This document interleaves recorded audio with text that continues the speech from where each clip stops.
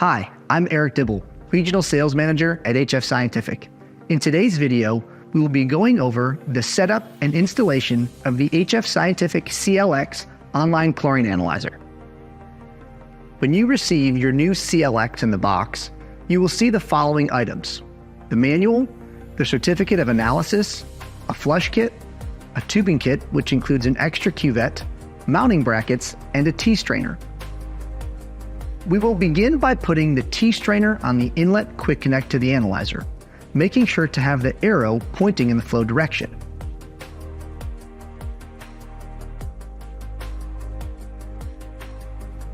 Next, we will install our air gap drain.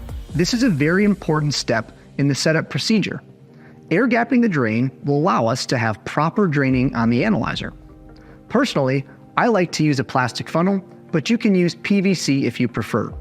The key is to make sure nothing is touching the drain fitting and there is space to let the water freely flow out of the bottom of the analyzer. Next, we will wire the power side of the analyzer. We will start by removing the plastic cover and finding the green power connection.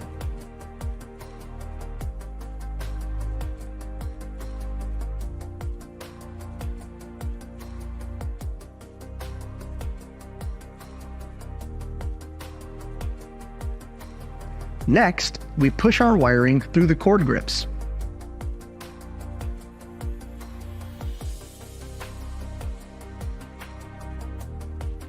Make sure to wire the green wire to ground, white to neutral, and black to live.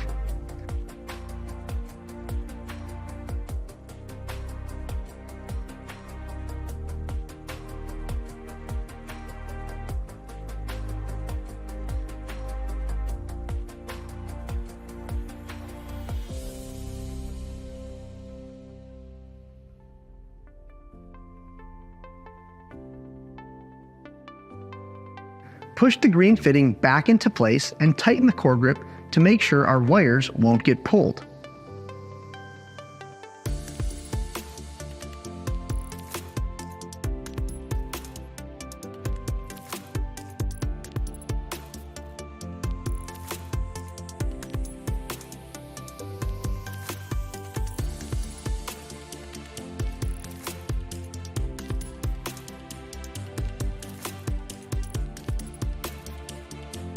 Once we powered the analyzer on, we will give everything a good visual check before we turn the water on.